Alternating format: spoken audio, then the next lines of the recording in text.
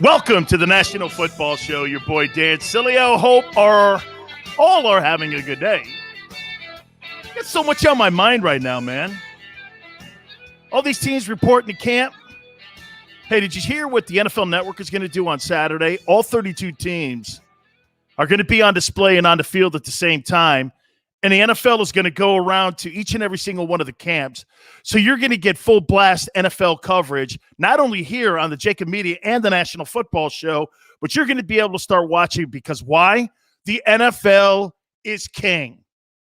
The NFL is king in content. There is no doubt about it. The NFL right now, with all the storylines that are coming out, Aaron Rodgers and Deshaun Watson, Dak Prescott, oh, my boy Krause's favorite, vaccinations. Yeah. Oh, yeah. No. It's all good, man. NFL, you can't touch this stuff. And then you throw college football into it. Where's baseball? Watch this. Crickets, baseball. Anything else with storylines? Oh, yeah, the NBA draft is sometime. I don't even know because I don't care. I don't care. I don't even know who's in college anymore. Okay, I don't care. It's all football, baby. And that's what makes this thing just absolutely America's number one topic. What's going on in the landscape of football? Let's hit into it now. Oh, real quick. My boy Anthony Becht, who's down in Tampa, he's part of the broadcast team for the Bucs, but he also does college football. 13-year NFL veteran. Went to West Virginia. What's up with those Mountaineers? Where are they going to play eventually in a conference? What conference will they be in? We'll talk to my boy Anthony Becht. He works for ESPN Radio. That'll be at the bottom of the hour.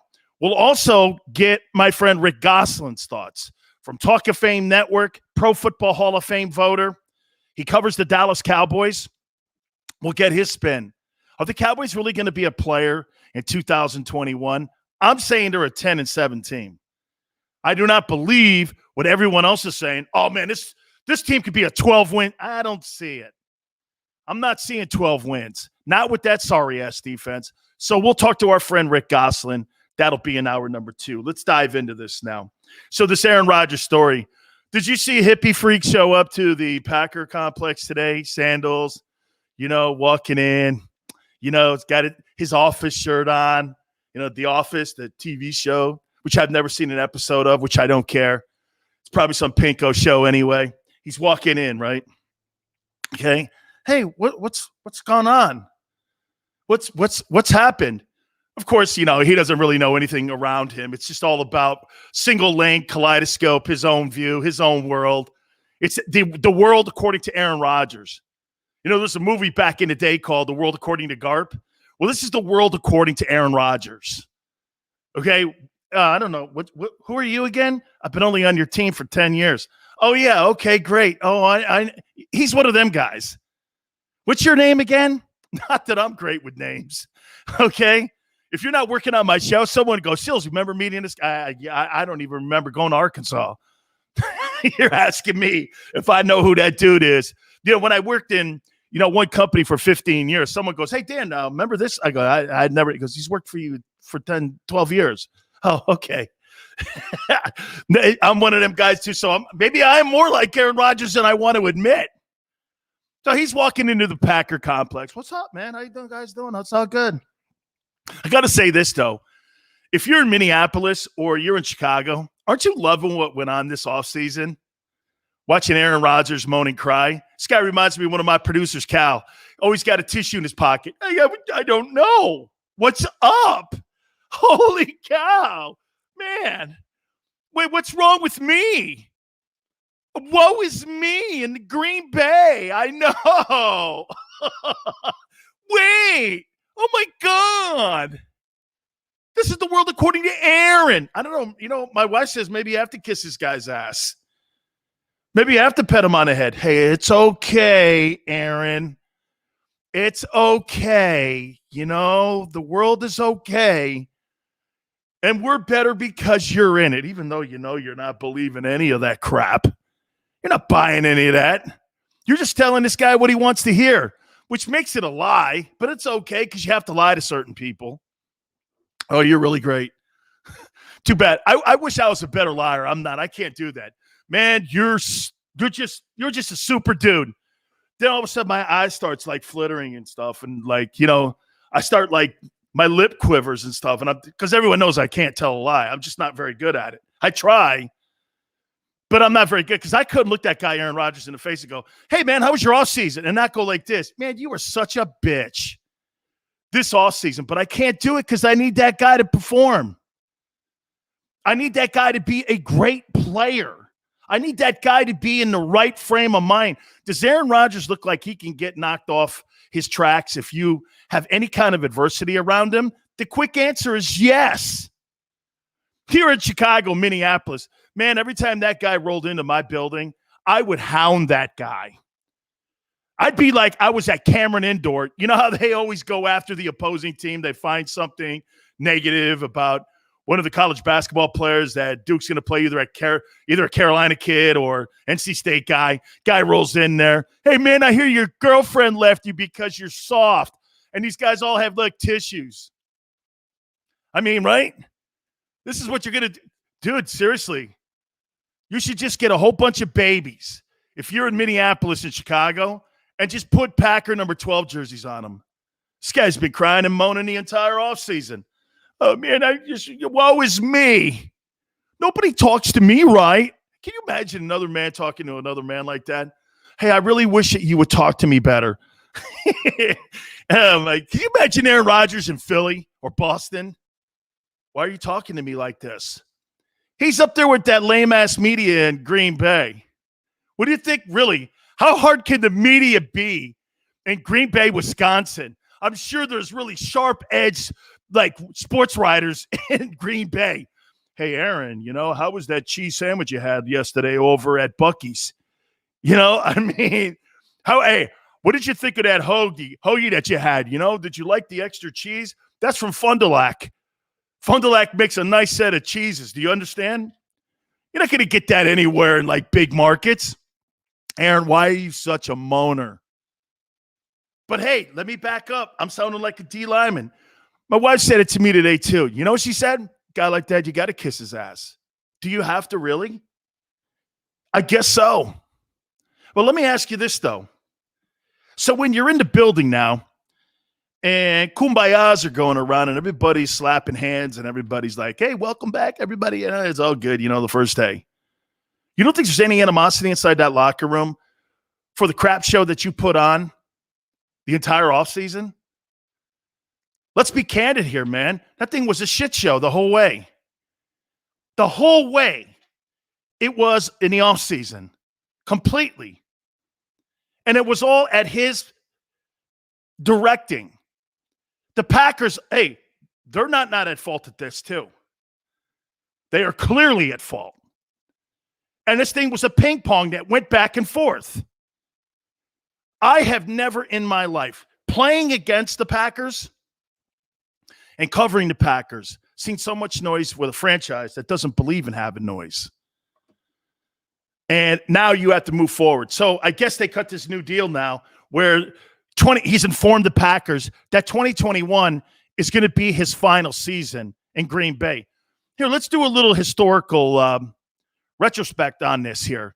How do you think that whole last year went in Golden State when Kevin Durant informed them and was telling them behind the scenes with Bob Murphy, the general manager, and Steve Kerr? How do you think that whole thing went? Draymond Green's calling them out in the first week about not being committed.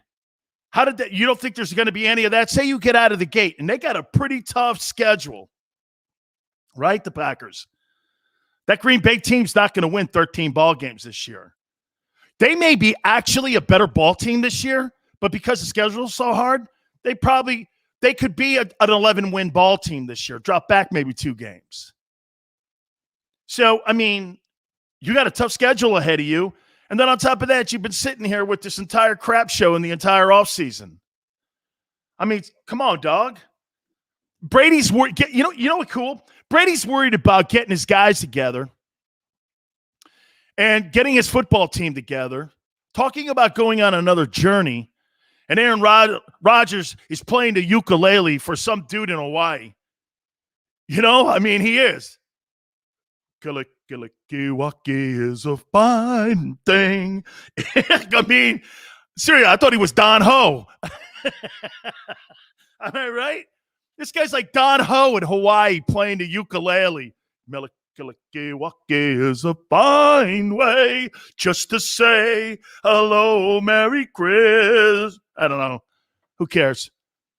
This guy's in Hawaii with his buddies, ukuleleing it up. And Tom Brady's on the practice field getting his team ready for the 2021 football season. Completely the polar opposites. How about this? Who do you want to play for? Guy that's 1,000,000,000% committed to you and then everyone else on the football team, or a guy who goes like this. Hey, how you guys, everybody doing? How was your offseason? Well, Aaron, how was yours? What are you moaning all day? So, hey, you got an issue? Here's a tissue, Aaron. I'm going to carry him in my pocket too, because I know you'll need him during 2021.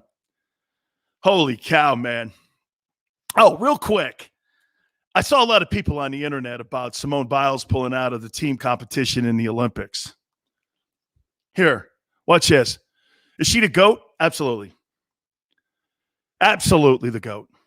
But, so you spent 4 years, 5 years preparing yourself since you won in Rio, and you prepared your entire life for these moments, and you need a mental break during the Olympic Games? She's not hurt. She's mentally hurt. And this is an observation. Is this a criticism? I don't know. I just don't know how. That would be like Tom Brady bailing on the Super Bowl because he needed a mental break because he has been to what? Too many Super Bowls? Has had too much success?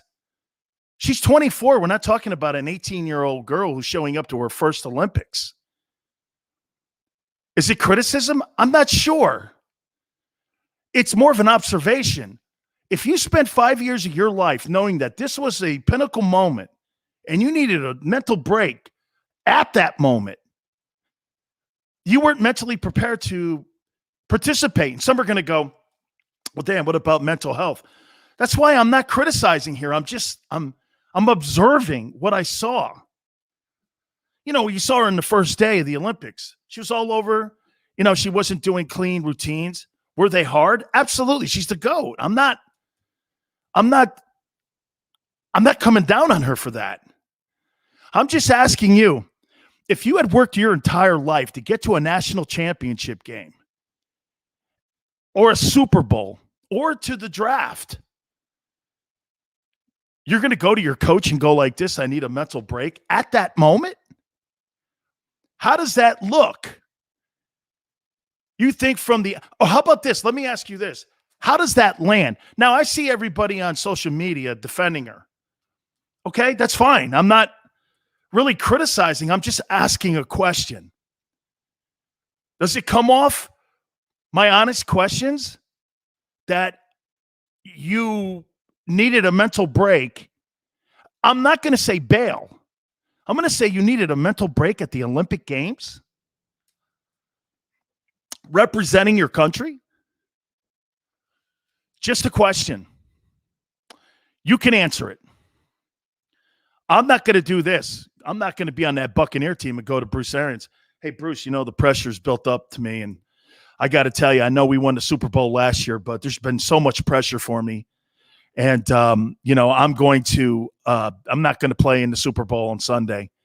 I need a mental break. Whew, boy, I don't know. Okay, it's a question, and all I'm asking you is just to think about that for a minute, that you spend your whole life doing that. And you know what some people say? Oh, you're being a See, this is where people in the snowflakes parachute in. Well, you're being a How's that being a sexist when you're the GOAT of women's gymnastics and you decide that you need a mental break during the most pinnacle moment in the history of that sport is participating in the Olympic Games? How does that land? You fill the blank in. If that lands fine for you, so be it. For me, boy, I'll tell you, that's a question mark. Hey, it's not even like prior to going into the Olympics, like at the U.S. trials. It's at the Olympics. Was there pressure on her? So what? Oh, there's always pressure. There's pressure on Jordan. There's pressure on Brady. There's pressure on Usain Bolt. Remember when Bolt was the fastest man in the world? Every year he had to come back to the Olympic, or every 4 years he had to come back to the Olympic Games and prove his worth. That he was still the fastest man on the planet. Remember, he came into the Olympic Games with the same kind of buildup.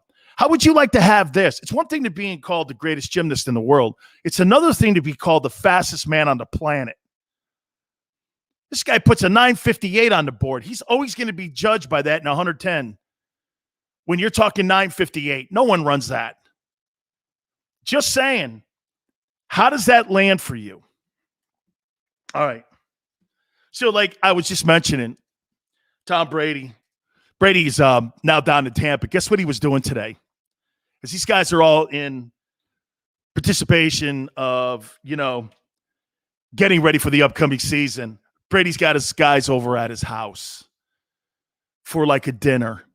And they're all getting together tonight for dinner as they get ready for a training camp. Every single guy. He's like got everyone over in his backyard. They're going to be sitting there and they're going to be talking about the upcoming season. Man, God, I want to play for that guy. It just seems like it's so cool. And we'll talk to Anthony Becht. He's on the broadcast team for the Bucs. I mean, you talk about just wanting to get it done and just wanting to make history and just wanting to do it again.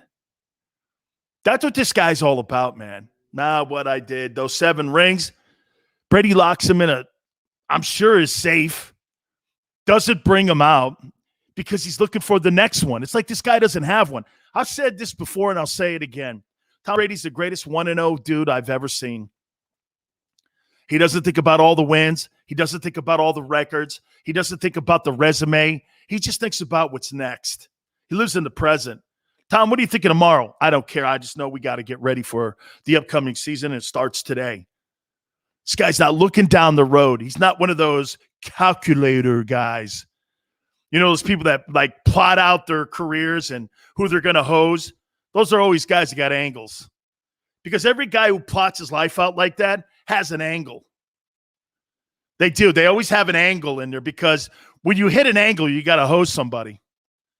That's why Brady doesn't come off where – have you ever heard a teammate say any bad thing about Brady, like ever?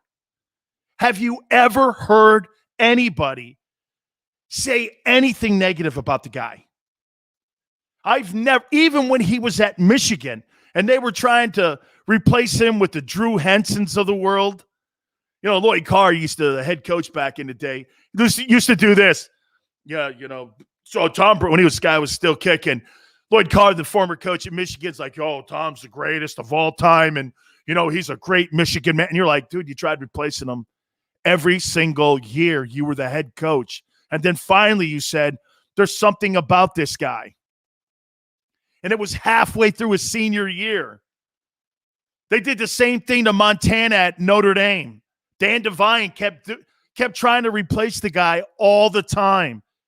And then they would bring this guy in like he was Mariano Rivera and he'd save the day. This guy's something special about this guy. Yeah, well, maybe you should have started him. Do you know Brady and Joe Montana never made All-American in college? Do you know both those guys? Just to show you where they came from and how they look up at everybody else when they came into the league. Do you know both those guys can never be college football Hall of Famers? Ever. Because the College Football Hall of Fame has some dorky rule that if you don't make All-American, you can't be a college football Hall of Famer. Those guys will never be college football Hall of Famers. And they have national championship rings. I think Brady was on the team that Greasy was quarterbacking, and he was a backup. Montana was the guy at the end. Both those guys won national championship and have all those Super Bowl rings, and they're never going to go into College Football Hall of Fame because nobody really, truly believed in them until the very end. That's why that guy's constantly throwing logs on the fire, man. Brady's drafted in the 6th round. Let's not forget, the Patriots missed on that dude 5 times. They come off, Tom, Tom Brady always tells people I was a 6th rounder. Well, Belichick, he always has to answer, well, you did pass on the guy 5 times, and he is the GOAT. Who are the other guys that you drafted ahead of that guy? And by the way, nothing on the Patriots for that, because look at the 31 other teams that missed them, right? 5 or 6 times. It's crazy. So always looking up. That's why Brady is so driven.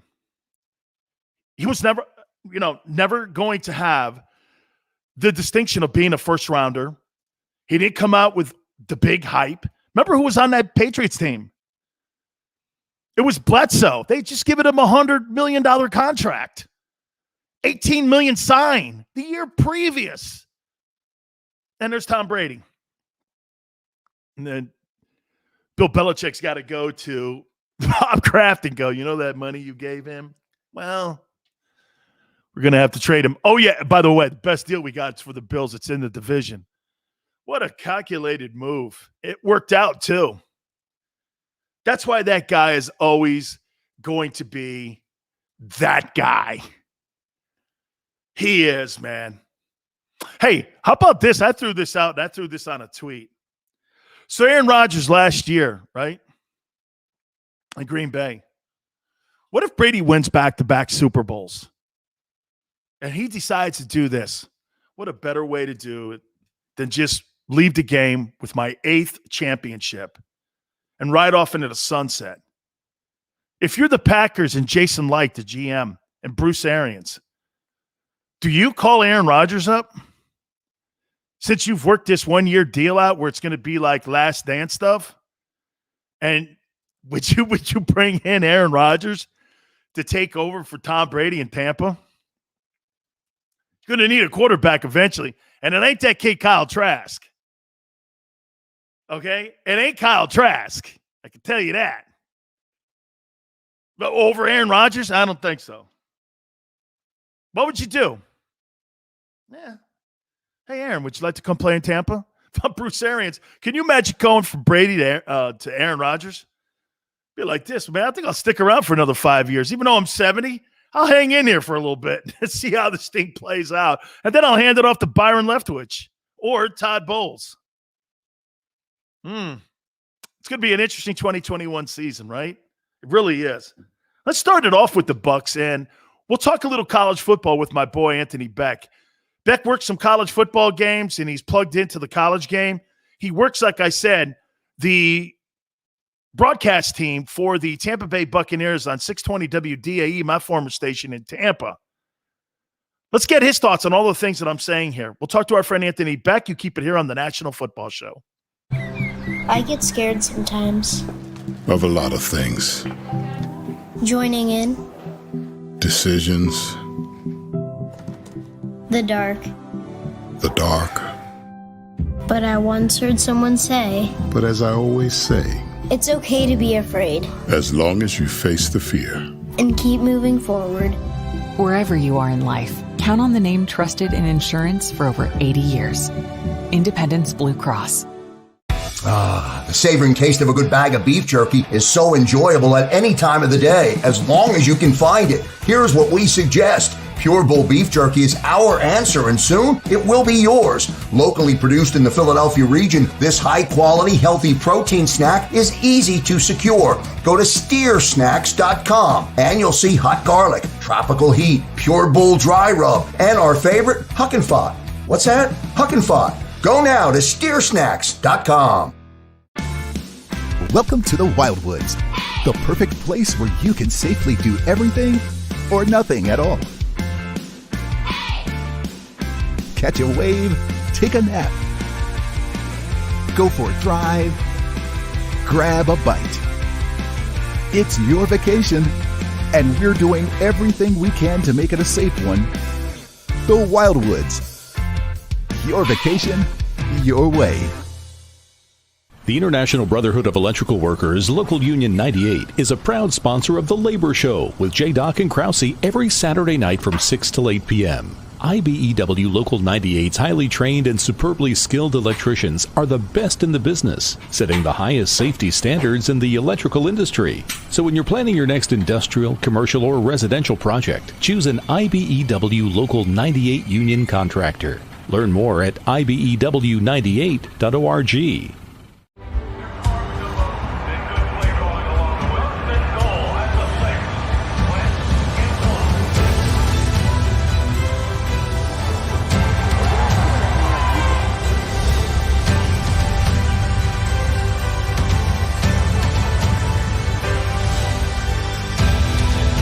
Field of life, First Trust Bank is there for you. Champions on three. 1, 2, 3. Because Philadelphia dreams deserve a Philadelphia bank. This is a key. It's a family tree. It's a pair of wings. It's a secret handshake. And a ticket to anywhere in the world. It's more than a uniform. It's the door to a world most people only dream of. There's Strong, and then there's Army Strong. Try it on at GoArmy.com.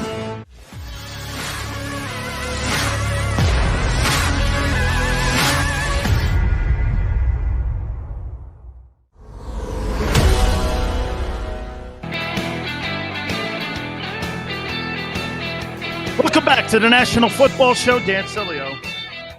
Yeah, I'm just reading on my phone now. So back to mask, for vaccinated people even too inside. Unbelievable.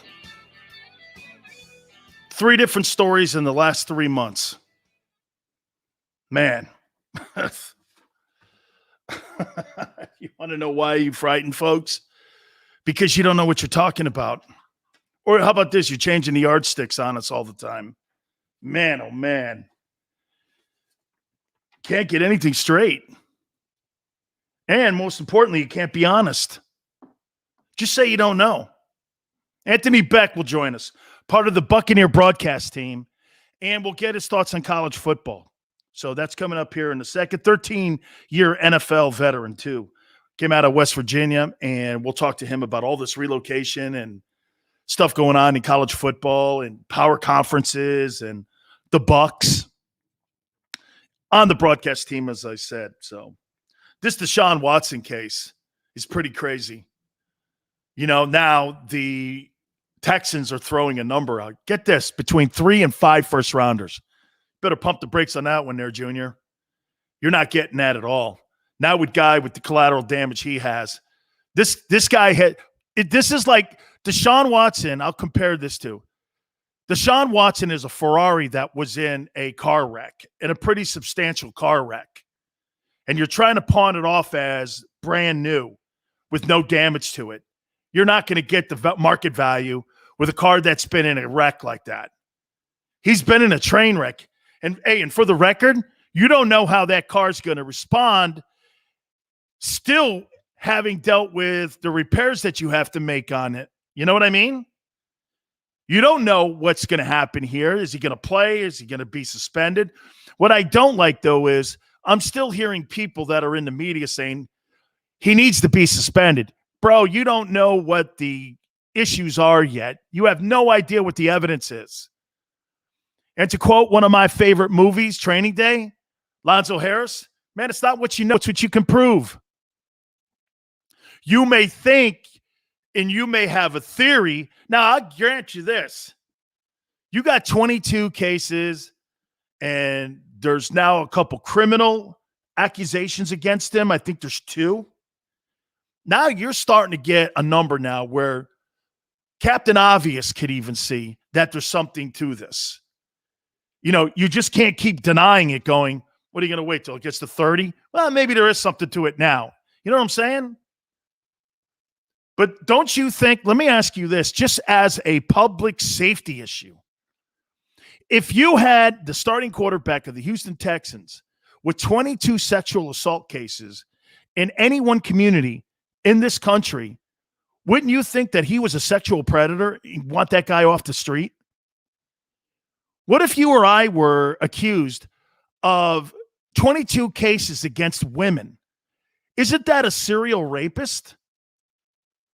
I don't know about you, but you and I are not going to get the latitude, I should say, on what he's getting here.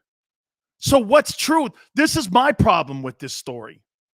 22 cases is serial stuff, right? You've got to look at it as a community safety issue. You had a guy who was accused of sexually molesting 22 women. I'm not saying but if you had sexual harassment cases against somebody in the community, wouldn't you want them off the street? Wouldn't you question them if you were the Houston police? Wouldn't there be a massive investigation going on here? I mean, look what they did to Bill Cosby. This is my big issue with this. He's not even suspended from the NFL yet. He's not on the commissioner's exempt list yet, even. So what are we exactly talking about? I mean, where is this going? That's my only, again, I am not in any way saying that those accusations aren't true. I'm not saying they're false. But let's use common sense on it, though. Look, watch this, on both sides. Because I heard a guy say this, come on, Dan, 22 cases. There's got to be some truth to it. Okay, well, if there's any truth to it, I'd want that guy locked up and off the street because that's a serial predator. How come he hasn't been? Don't you throw that into the equation too? You just can't have a one-sided conversation on it.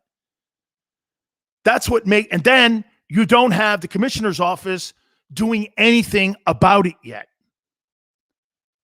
So that's why I think everybody's still in limbo over this story. But yet, you know what you get because you have the media that always covers one side of a story and you pick a side. That's why for me, like when I was talking about Simone Biles, I'm not really ripping on her. I'm just saying, let's look at the story here on what it was. She needed a mental break during the Olympics. That's weird to me. Train your whole life for that moment. And when you realize you're not doing well, you bail on it, or you need a mental break, the pressure, all of that. That's a storyline. I don't know why people don't like to go down and talk about what they're seeing. I do know why. Because people don't like the truth. And again, that's the thing that people say with me with controversy. You know, it's crazy. That's not controversial to ask questions like that or to look at a story in its full context. You see, what people do is they lay on one side and they see where the public opinion has landed on it. The thing with Kaepernick, it landed one area for one group, for white America, and it landed on another side for black America, like it always did, the OJ case, all of that stuff. Magic Johnson, Larry Bird. Was it just about Lakers and Celtics? It was about a black superstar versus a white superstar. We had never seen that. That's why that dynamic was so incredibly awesome to watch. I was a Magic guy, just for the record. I loved the Magic Johnson Showtime Lakers. I thought that team was awesome. And I love Pat Riley. So, I mean, see where these stories land? You got to tell the full story with Watson. You know, it's funny.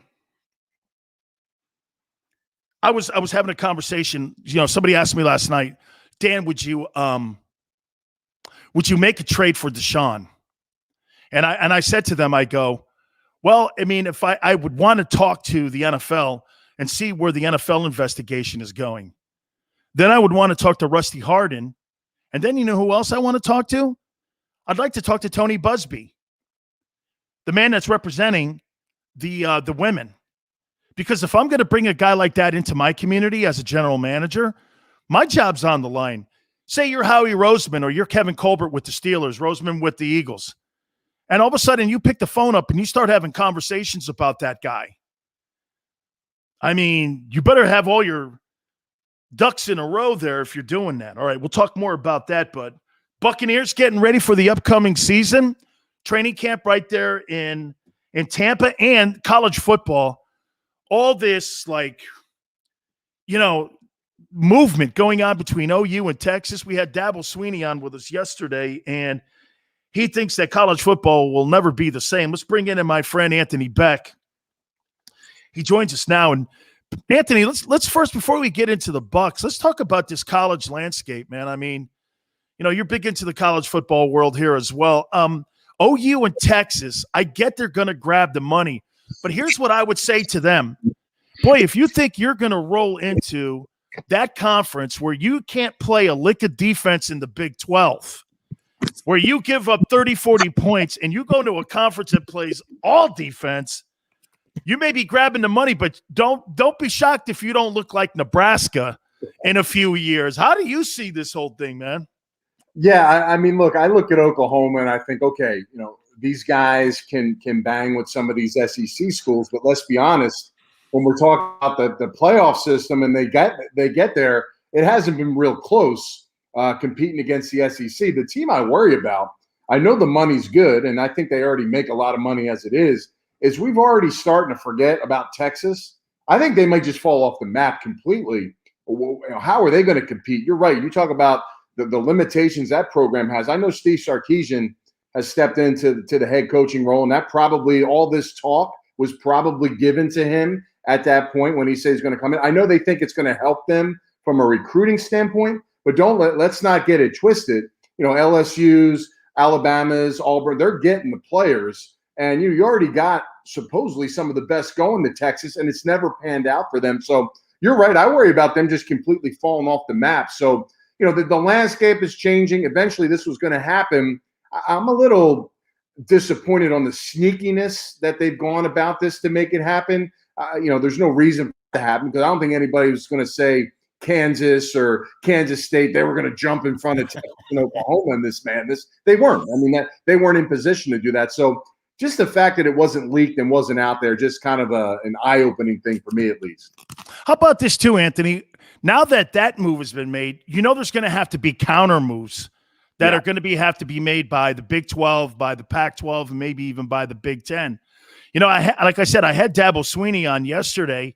If you're Clemson and you're Notre Dame, let's just throw those two programs out there because I think those are probably two of the most attractive programs that you would want to try to add to your conference.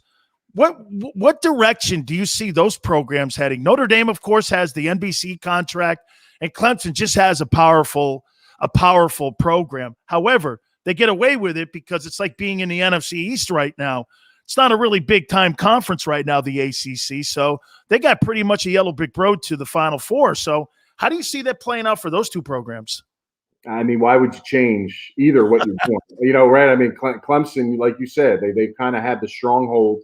If anything, it may attract teams to come there. But, again, why would teams want to go and have to worry about playing against Clemson unless, of course, you're in the other side and, you can win that division conversely away from where they are. But I worry about some of the teams maybe leaving the ACC and maybe trying to go to a different conference as well. I mean, look, at some point we're going to get super conference. As far as Notre Dame is concerned, I think this doesn't hurt them at all. I mean, they're getting their own money. They got their own TV station. Teams want to play them, right? So their schedule is usually pretty decent depending on the landscape of how other teams they play their season change. Texas, USC, if they don't have, they're rebuilding or whatever they may be, they're always going to have those kind of teams on their schedule. So I really don't think they change. The teams that are going to have to figure it out is the entire Big 12, right? Where that thing's going to go. And I think there's been speculation on where people think teams will go. Iowa State going Big 10,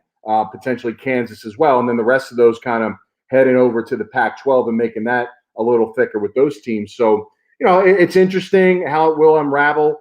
How it changes, I don't know. I mean, clearly you're going to have to add some teams into the playoff situation, which I don't know if it's going to change initially, but I think they got a few years to figure this out. But there will be movement, and since this has all come out, you got to imagine that teams are on the phones daily now trying to get themselves positioned properly. How about this, Beck? I got one for you, too. Big Sills Deep Pan Pizza. See, this new nil rule, If I was at the U right now, man, I'd have a pizza joint in Fort Lauderdale. I'd have one in Miami. I'd have one near the Orange Bowl, maybe Orlando too. I don't know if I can get up there. I don't know if Coach Jimmy Johnson's going to let me go and miss a couple practices, but hey, I'm going to have big Sills, thin crust pizza, deep fried too. What do you make of this new nil rule, man? How do you think this is going to affect the game?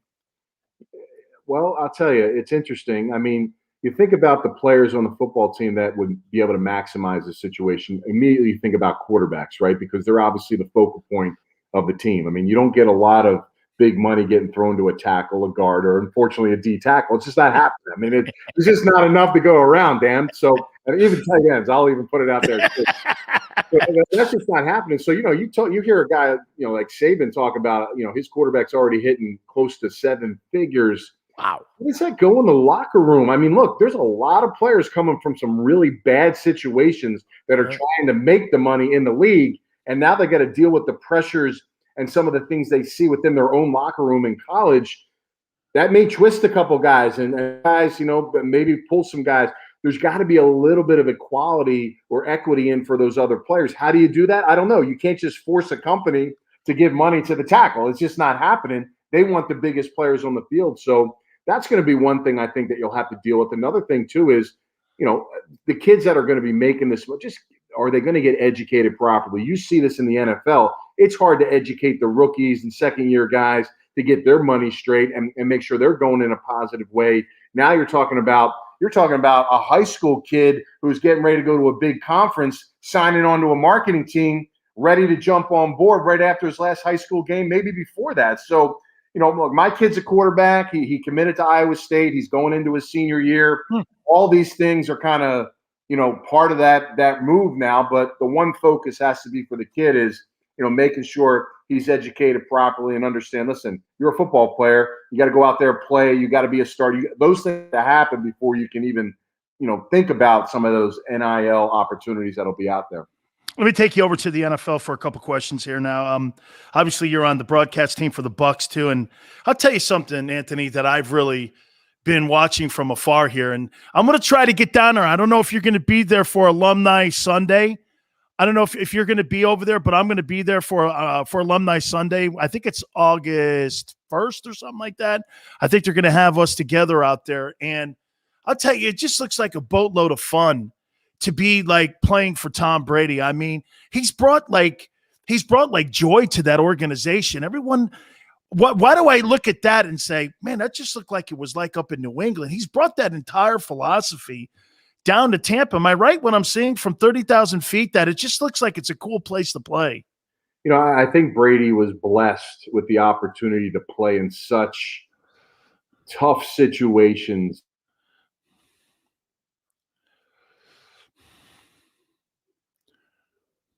It looks like maybe we lost Anthony there for a little bit. We'll see if we can reconnect. But what I was saying is, and it just looks like it was like, Tom's just brought an excitement to the game and to like one buck place, man. It's just, everybody's saying like they want, let's run this back. Let's get an opportunity to see if we can repeat here. I'll take less money. All the things that they were doing up in New England just seemingly look like they have implemented them now in Tampa, and it's been infectious. And it just looks like everybody on that roster right now is infected with the medicine of just winning.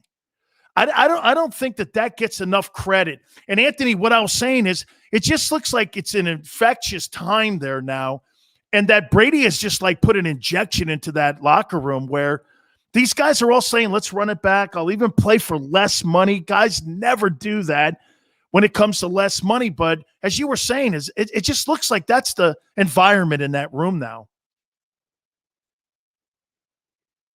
Yeah, he does bring a great energy and excitement. I think he's having fun. Like I was trying to say prior to getting cut off, is he's paid his dues, and you have to do that. You have to find a way to go through the toughest of the toughest with the Belichicks and that type of – I think that's the only way it works. I think guys that come in the league and try to do what Brady's doing now doesn't work because they don't understand what it takes to get where they have to go. Now it's simple for him, and he's basically passing knowledge on in a fun, way, and a way that he knows that this environment and the way the players are now can embrace it. And they already respect everything that he's already done. So he's already got their ears and eyes every single day, or no matter what he's doing, whether he's on social media, in the classroom, on the field. So that stuff automatically happens. But I think people in general, the players and coaches, are kind of like surprised the way that he is and the way he does act. And I think this is the way he always wanted to be.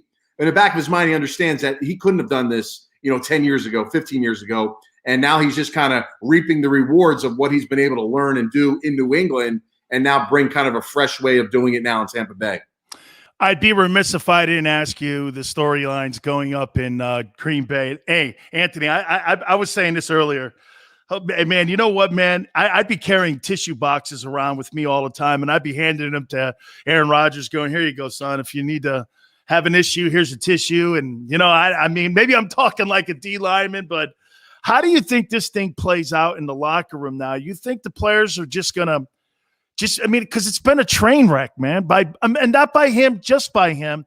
It's been a train wreck by everybody, including Mark Murphy and the Packers. Because I look at Kevin Durant and how he had that last year in Golden State, that was contentious. Now they're talking about 1 year, how do you think this thing's going to play out here this year in Green Bay for Aaron? I don't know if that compares to what Rodgers has been there for 15, 16 years, right? Right. So some of these guys that weren't even, in college at that time. Right. And they all understand the situation. They all understand why he feels the way he feels, and he's had those conversations with the guys. I think in this era, in this culture, players they understand the business side of it. They don't get sensitive. A lot of these guys go home, play video games, and then just turn the whole football thing off, most of the time. But it is interesting. I don't know exactly if he's going to get the terms he wants.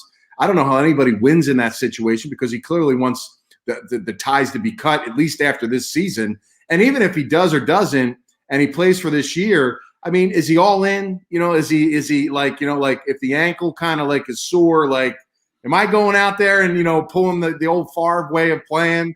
I don't know. I just, it's a different time. It really is. So I just, I know he's going to play hard. He's going to do what he has to do to win the games. But at the end of the day, I know in the back of his mind, he's thinking, I don't owe anything to the organization. My teammates will probably make him be driven and do those things. But I'm sure there'll be times where like you got this other quarterback. We didn't talk about this thing. You didn't help me grow. We've been this close, but yet we're this far away.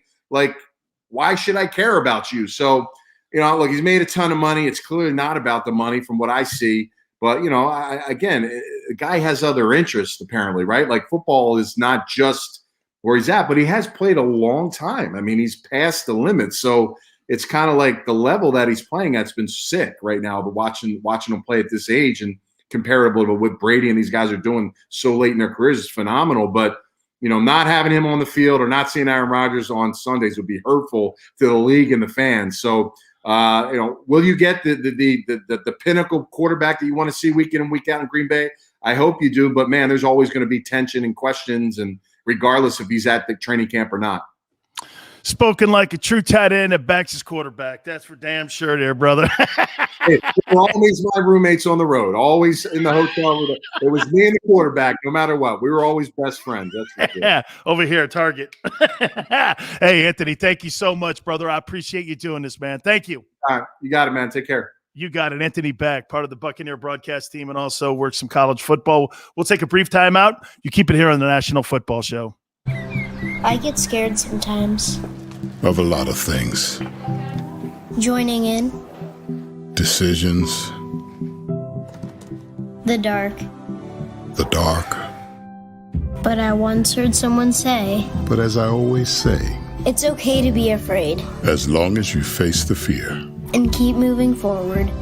Wherever you are in life, count on the name trusted in insurance for over 80 years. Independence Blue Cross. The savoring taste of a good bag of beef jerky is so enjoyable at any time of the day, as long as you can find it. Here's what we suggest. Pure Bull Beef Jerky is our answer, and soon it will be yours. Locally produced in the Philadelphia region, this high-quality, healthy protein snack is easy to secure. Go to steersnacks.com, and you'll see hot garlic, tropical heat, Pure Bull dry rub, and our favorite, Huck and Fod. What's that? Huck and Fod. Go now to steersnacks.com. Welcome to the Wildwoods, the perfect place where you can safely do everything or nothing at all. Catch a wave, take a nap, go for a drive, grab a bite. It's your vacation, and we're doing everything we can to make it a safe one. The Wildwoods. Your vacation, your way. The International Brotherhood of Electrical Workers, Local Union 98, is a proud sponsor of The Labor Show with J. Doc and Krause every Saturday night from 6 till 8 p.m. IBEW Local 98's highly trained and superbly skilled electricians are the best in the business, setting the highest safety standards in the electrical industry. So when you're planning your next industrial, commercial, or residential project, choose an IBEW Local 98 union contractor. Learn more at ibew98.org.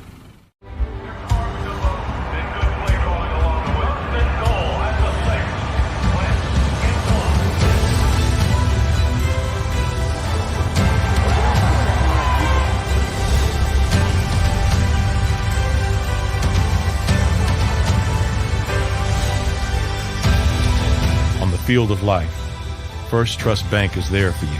Champions on 3. 1, 2, 3. Because Philadelphia dreams deserve a Philadelphia bank. This is a key. It's a family tree. It's a pair of wings. It's a secret handshake. And a ticket to anywhere in the world. It's more than a uniform.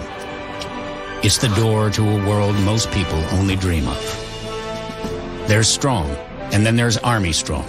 Try it on at GoArmy.com.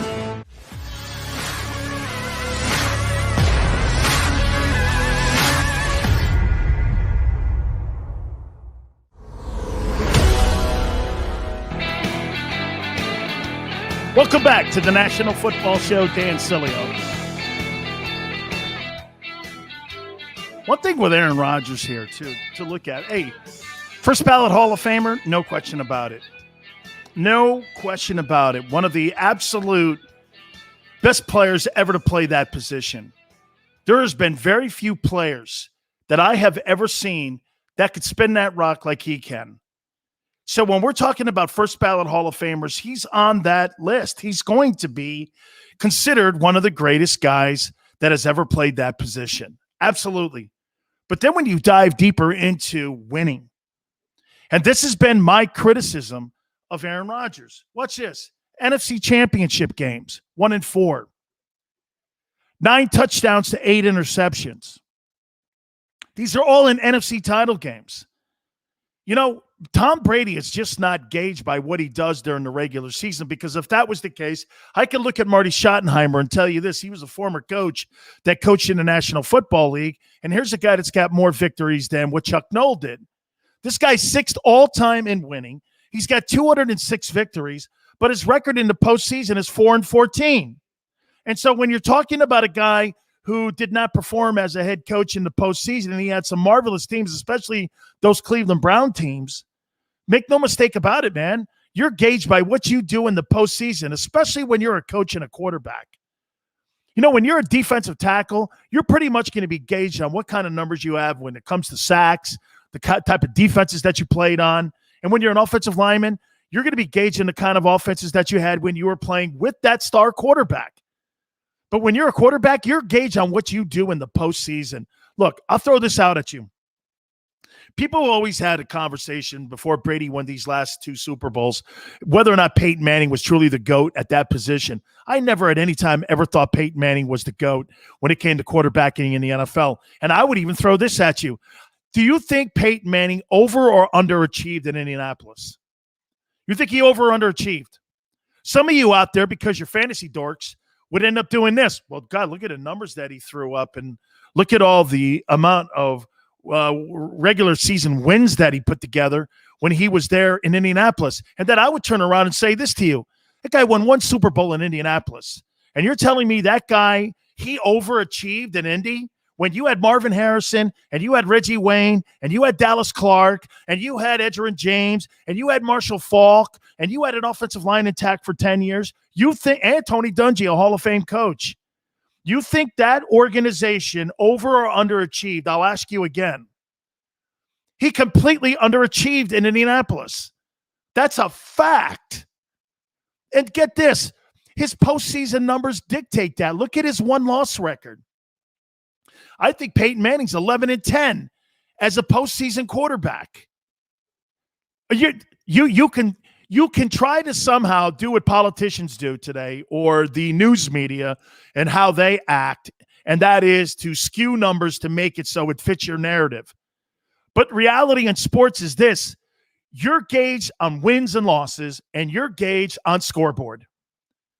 You can't move the change. You can't change the narrative on who you are. That's what it is in a nutshell. You're 1-4 in NFC Conference Championship games. No other way to look at it.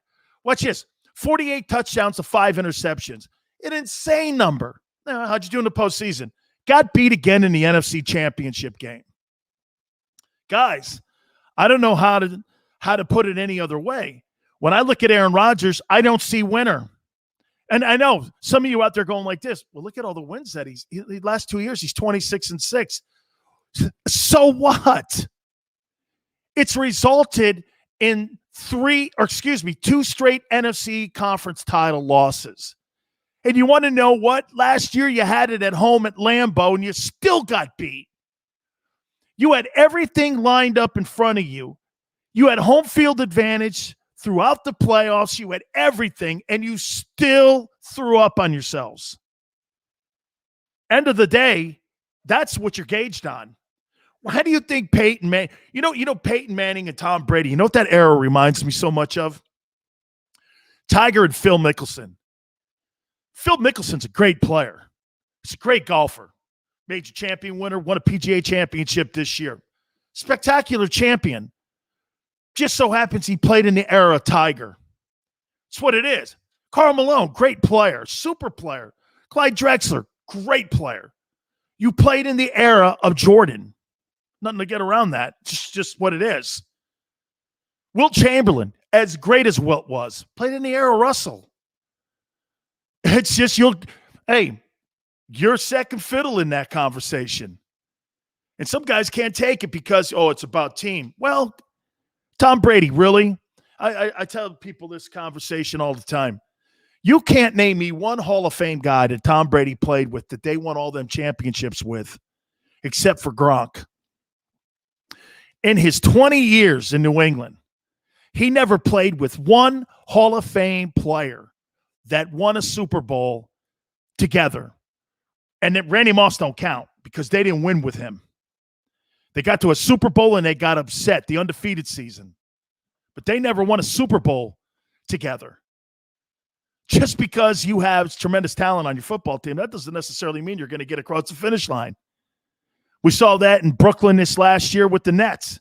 Guys got banged up, crappy-ass chemistry. What happened? These guys urinated all over themselves. Doesn't always work out. And, Manning not winning in the postseason, Rodgers not winning in the postseason. You got to be held accountable. I know, you know what, too? Everybody is being very, very, and I've been bringing this up a couple times here. Everybody's being very, very careful on how they're talking about Simone Biles at the Olympic Games. Do you know why we're talking, you know why I'm one of the only people saying what has actually happened? Okay? Because she is the GOAT. You don't criticize nobodies. And by the way, I'm not sure I'm criticizing as I'm just talking about a story here. Okay? She had won 4 gold medals going into the Olympics. She did not perform on the very first day very well. She was all over the place. And then all of a sudden, she pulled herself out of the team competition. Team wins a silver. And the Russians win the overall team gold medal. She pulled herself out, and she's like, okay, I'll see if I can get my mind back into where I'm in a good place where I can compete. I don't know what to tell you about that. You can let that land any way you want. But the only reason that we talk this way like that is because she's such a GOAT. Same thing with Brady. Brady gets criticized the same way of Jordan or here, better yet, LeBron James. LeBron James is a great example of that. We're constantly comparing LeBron to Michael Jordan, right? He's 4-6 in championship series. And we'll always compare him to that guy, 23 in Chicago. That's a compliment. People go, Sileo's a hater. Dude, if I'm comparing you to Michael Jordan, that's a compliment. That's not really a rip. It's a compliment. You know what, dude? I could be comparing you to Ben Simmons. Okay? I'm not. I'm comparing you to a guy that is considered the greatest basketball player on the world. That's why you're constantly going to be scrutinized and you're going to be evaluated the way you are. All right. I do want to get into a couple teams this year that are going to have to show that they can win. And they got big-time coaches, and it's time to win. We'll do that in hour 2. Rick Gosselin also is going to join us. We'll talk some Dallas Cowboys with him. All coming up next. You keep it here on the National Football Show. I get scared sometimes. Of a lot of things. Joining in. Decisions. The dark. The dark. But I once heard someone say, But as I always say, it's okay to be afraid. as long as you face the fear. And keep moving forward. Wherever you are in life, count on the name trusted in insurance for over 80 years. Independence Blue Cross.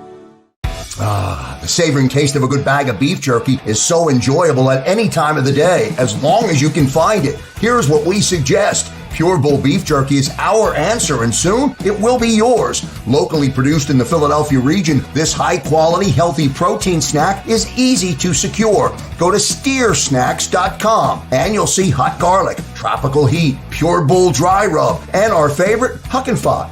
What's that? Huck and Fod. Go now to steersnacks.com. Welcome to the Wildwoods, the perfect place where you can safely do everything or nothing at all. Catch a wave, take a nap, go for a drive, grab a bite. It's your vacation, and we're doing everything we can to make it a safe one. The Wildwoods. Your vacation, your way. The International Brotherhood of Electrical Workers, Local Union 98, is a proud sponsor of The Labor Show with J. Doc and Krause every Saturday night from 6 to 8 p.m. IBEW Local 98's highly trained and superbly skilled electricians are the best in the business, setting the highest safety standards in the electrical industry. So when you're planning your next industrial, commercial, or residential project, choose an IBEW Local 98 union contractor. Learn more at ibew98.org.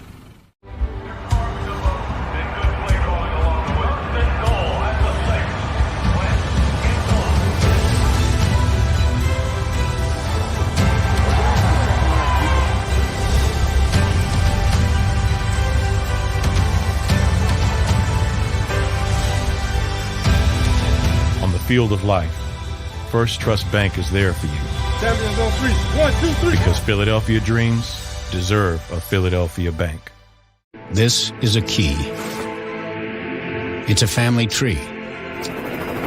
It's a pair of wings. It's a secret handshake. And a ticket to anywhere in the world. It's more than a uniform. It's the door to a world most people only dream of. There's Strong, and then there's Army Strong. Try it on at GoArmy.com.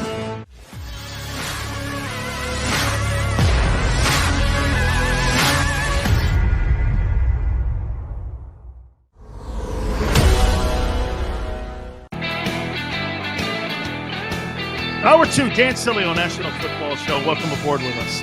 Rick Gosselin from Talk of Fame Network will be at the bottom of the hour, Hall of Fame voter.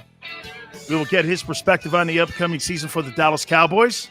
We'll hit on that. And other things. The Aaron Rodgers story obviously is dominated. Deshaun Watson's story is dominating. And So one of my guys who works on our team and puts our show on, our fabulous show, and he does a great job too, is my boy Cal, and I can tell that he's an Odell Beckham guy, one of them guys, flash in the pan. Look, here's Odell Beckham.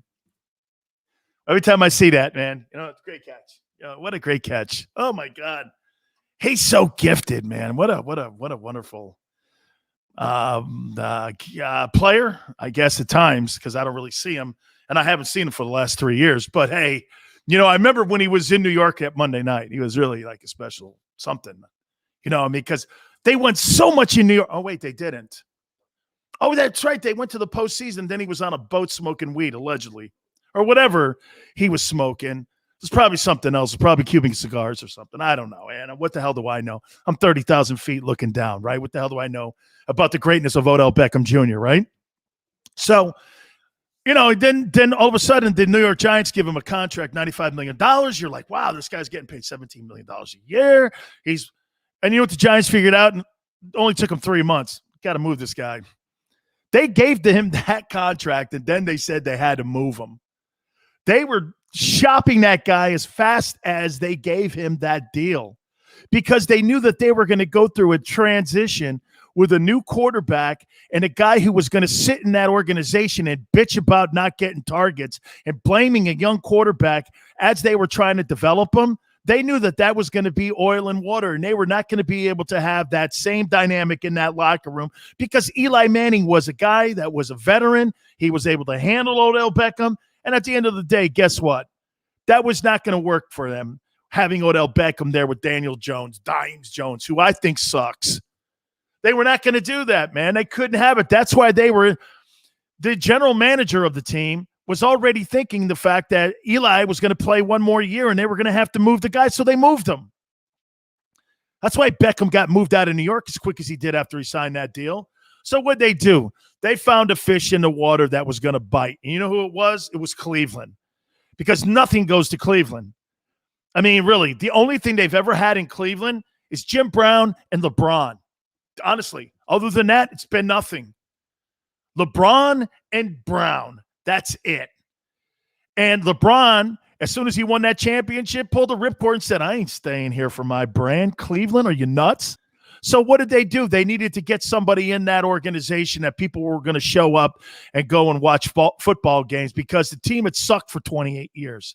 So they went out and they got an overpaid, overhyped wide receiver in Odell Beckham. By the way, when he was in New York, at least he was averaging 95 yards of offense. Now, since he's been in Cleveland, when he's on the field, not hurt, he's averaging 60 yards. You're not going to pay a guy $17 million a year. That's getting you 60 yards in receiving catches. Nobody's going to do that. That contract that he makes, and then he gets hurt last year. Sorry, dude. Yeah, and here's what you're getting now with him now saying about the upcoming season for the Cleveland Browns. You ready? Yeah, man, we got a shot at a Super Bowl. Bro, win your division first. Win your division before you can start barking that. You're calling yourself you have 0 appearances in the Super Bowl as an organization anyway. And the last time that you were relevant was Jim Brown. And now you're trying to tell me that you're a Super Bowl contender? Under what premise? That you were really good the last 8 games of the year? I mean, where are you coming off with that? And what would Odell Beckham know about winning Super Bowls? This guy barely was in the postseason as a player. Don't you love it when players bark Super Bowl and they've never even tasted the dance or been there or barely tasted even being in the postseason? What the hell would he know about it? I mean, here's a guy, you know what his big highlights are? Getting hurt and getting thrown off the LSU campus because he was paying players when they were winning the national championship 2 years ago. That's his claim to fame. And the thing catch something on Monday night. I forget who he even was against. It was stupid. When you got a poster that is your signature moment and you don't have a game reel in game situations and winning championships, then guess what? You really haven't accomplished that much. Here, and I'll say this to you about Beckham. Is Odell Beckham a gifted NFL athlete? Not a question. He's not. He is totally. But, dude, apply it. Win some games. You think you're Larry Fitzgerald or something. Larry Fitzgerald, that's a guy that's a first ballot Hall of Famer. I mean, you are so far. Antonio Brown is a better receiver than you today. Today, he's a better receiver than you. Oh, and by the way, he's also got the GOAT throwing him the ball for at least a couple more years. You got Baker nobody. Baker Mayfield. And you see what his agent's doing too. Yeah, we're not concerned about the contract. Nobody asked you. I talked to Mary Kay Cabot, who's like one of their top writers in Cleveland. It's funny because the agent threw that out. And then Baker picked up on what the agent said. It's funny. Guess what? No Cleveland Browns writer or anybody in the radio business asked Baker Mayfield or the agent, hey, what about the contract negotiations for the extension for Baker Mayfield? You know why? Because the Browns aren't working on one. How could you be working on one? And how could you be thinking about Super Bowl when the organization is not even sure they got the right quarterback in the building? These guys, once again, the Cleveland Browns are doing something that is notorious for teams that have a lot of hype. Do you know what that is? They're overplaying their value right now. You're not going to beat the Ravens. You're not beating the Chiefs. I'm not even sure you're going to beat the Chargers. And you're talking about being a Super Bowl contending team. You think you're better than the Bills? That quarterback that is up in Buffalo, I wouldn't take Baker Mayfield over that guy. Are you kidding me? There'd be very few quarterbacks in the league I'd take over that guy. Josh Allen's getting it done, dude. Baker Mayfield's had 8 good games. And they've had a pretty decent season. So I got to hand it to him, okay? But let's do it again. Hey, there's 2 teams that have to run it back. The Bucs and the Browns. I want to see what the Browns do. Hey, if the Browns go 13-3, win their division, and they're a contender in the AFC, I'll be the first guy to go right here on the National Football Show. Hey, man, they shut me up. They did it. Lamar Jackson shut me up. Let's see if Baker Mayfield can shut me up. I'll remember that too. 727. Okay? And I'll bring it back because I always do. If I'm wrong, I'll be the first guy to say it. I'm looking at Baker Mayfield. I don't see it. And I think hey, could you imagine this? You imagine Aaron Rodgers in Cleveland? What would Aaron Rodgers do in Cleveland? And that team might not lose a ball game. With that defense and with those receivers and that backfield, when you got Chubb and Kareem Hunt and that O-line, boy, I'll tell you put Aaron Rodgers in Cleveland, kind of fits a little bit where he was up in Green Bay. That Browns team will win a lot of games, and I think they could take the Chiefs down. He goes to Cleveland. That's a spot. For me, Baker Mayfield has to have a big year. If they move on, can you imagine just Aaron just leaving the NFC, going to the AFC, parachuting into Cleveland? Give him the best chance. And Kevin Stefanski's a pretty damn good play caller. Reminds me a lot of Matt LaFleur. That'd be a perfect plug-in, wouldn't it? Cleveland. All right. So I got to, speaking of Aaron Rodgers here, Devontae Adams, I got to give him a lot of love here, man. I think he really showed me a lot. And I got to tell you, so he broke off contract negotiations and told the Packers, I'm not going to work on a long-term deal. And there was even thought that Devontae wasn't going to show up today for Packers training camp. There were thoughts that he wasn't going to be on the field come Wednesday, and he had broken off negotiations. His loyalty to Aaron Rodgers was front and center. If you're Aaron Rodgers, boy, do you owe that guy a lot, because there is no question that upped the ante when you have a player of that ilk also in the conversation now of doing this. Well, I'm not sure that I'm going to sit here and I'm going to show up because Aaron's my guy. I don't think Jordan Love is really the dude. I don't know from what I've seen so far. Let's see if this guy's he was making it very clear. If Aaron's not in the building, he doesn't want to be in the building. That's a lot of loyalty. And if that's me and that's my defensive tackle partner or that's one of my teammates that's getting my back, I'll never forget that. So Aaron Rodgers is got guys. You know what it tells me? I said it earlier here, and I said about teammates. And I said there's not a lot of guys in the building that probably like Aaron Rodgers. There's one guy that does love him, and it's his go-to guy, and he's one of the premier players in the league. See, this is when, you sit back and you think about some of the things that you said. I say that there can't be the same kind of desire to play for him that say that there is in Tampa Bay on what Tom Brady does.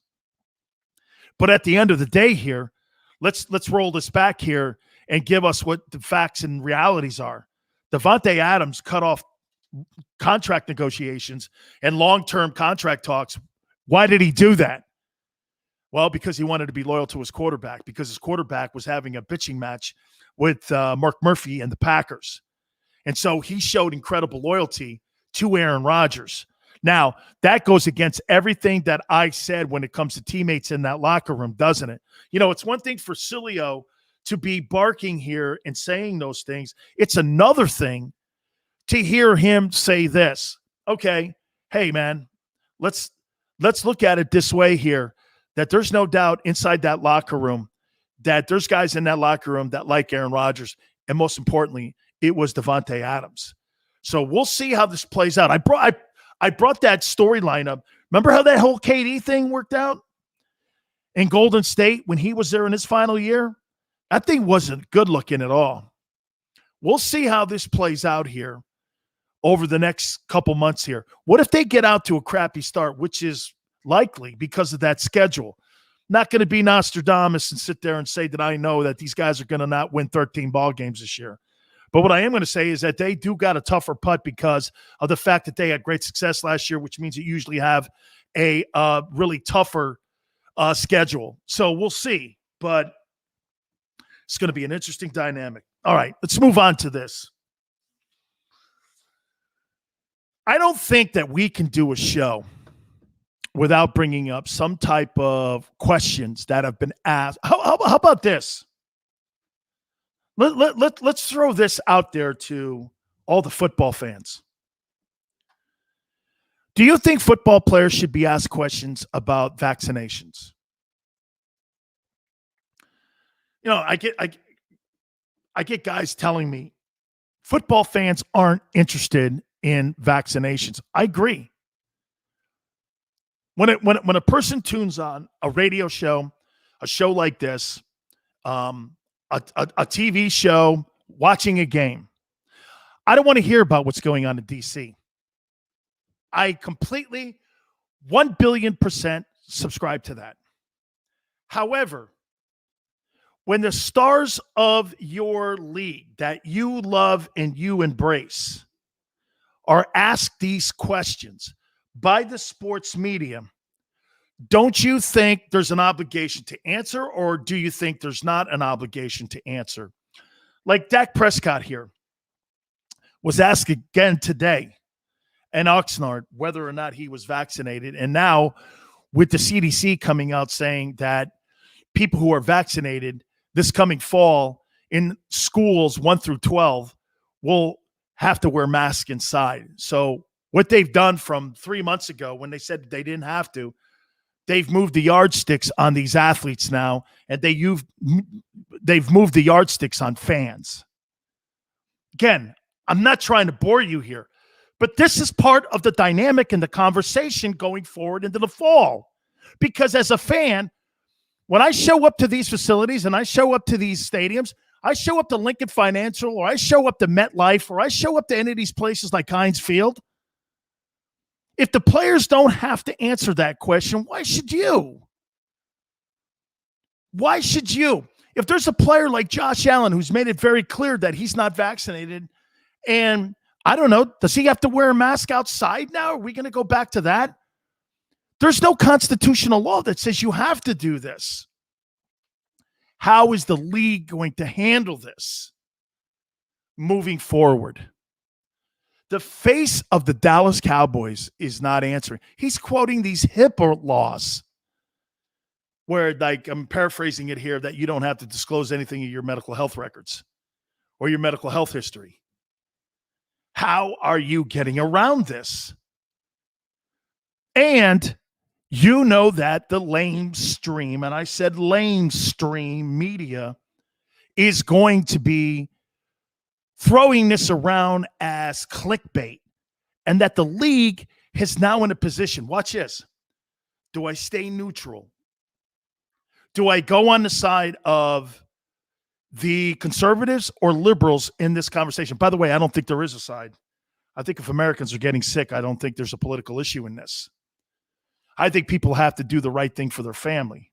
And once again, you know, I'm not going to stay long on this, but if it's a conversation every day, then it has to be put into a show. You know, it's funny. I get people asking me this all the time. Are you going to bring this up? Well, if you're talking about it, yeah. If it's trending, yes. I just tweeted it out that we're in a position now where now we're back to masks again. And get this, it's already blowing up on my Twitter page. Yes and no. CDC changing the rules. People are all saying this. There's two sides of it. By the way, I'm not telling you what to do. I would never, because that's not my job. I'm a talk show host, folks, not a doctor. Not a doctor. And I don't play one on the air. But I do play this. If it's a topic, I'm going to ping pong it back and forth here. That's what I'm going to do. All right. I want to talk to Rick Gosselin because, look, I think the NFC East this year is going to be up for grabs. I think without a doubt the Washington team and I think the New York Giants are probably your front and center teams. I think those two teams probably have the better defenses, like I said. I think if you can get a magical year out of Ryan Fitzpatrick, I think that's probably the favorite going in to repeat as the NFC champs. Where do the Eagles fit in to this whole dynamic when it comes to this conversation? From Talk of Fame Network, my friend Rick Gosselin, Pro Football Hall of Fame voter. We'll talk to him. We'll do that next. You keep that here on the National Football Show. I get scared sometimes. Of a lot of things. Joining in. Decisions. The dark. The dark. But I once heard someone say, But as I always say, it's okay to be afraid. As long as you face the fear. And keep moving forward. Wherever you are in life, count on the name trusted in insurance for over 80 years. Independence Blue Cross. The savoring taste of a good bag of beef jerky is so enjoyable at any time of the day, as long as you can find it. Here's what we suggest. Pure Bull Beef Jerky is our answer, and soon it will be yours. Locally produced in the Philadelphia region, this high-quality, healthy protein snack is easy to secure. Go to steersnacks.com, and you'll see hot garlic, tropical heat, Pure Bull dry rub, and our favorite, Huck and Fod. What's that? Huck and Fod. Go now to steersnacks.com. Welcome to the Wildwoods, the perfect place where you can safely do everything or nothing at all. Catch a wave, take a nap, go for a drive, grab a bite. It's your vacation, and we're doing everything we can to make it a safe one. The Wildwoods. Your vacation, your way. The International Brotherhood of Electrical Workers, Local Union 98, is a proud sponsor of The Labor Show with J. Doc and Krause every Saturday night from 6 till 8 p.m. IBEW Local 98's highly trained and superbly skilled electricians are the best in the business, setting the highest safety standards in the electrical industry. So when you're planning your next industrial, commercial, or residential project, choose an IBEW Local 98 union contractor. Learn more at IBEW98.org.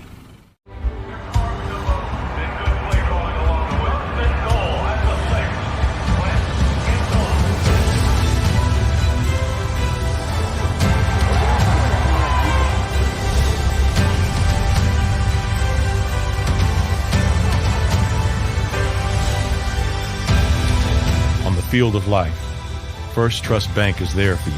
Champions on 3. 1, 2, 3. Because Philadelphia dreams deserve a Philadelphia bank. This is a key. It's a family tree. It's a pair of wings. It's a secret handshake. ticket to anywhere in the world. It's more than a uniform. It's the door to a world most people only dream of. There's Strong, and then there's Army Strong. Try it on at GoArmy.com.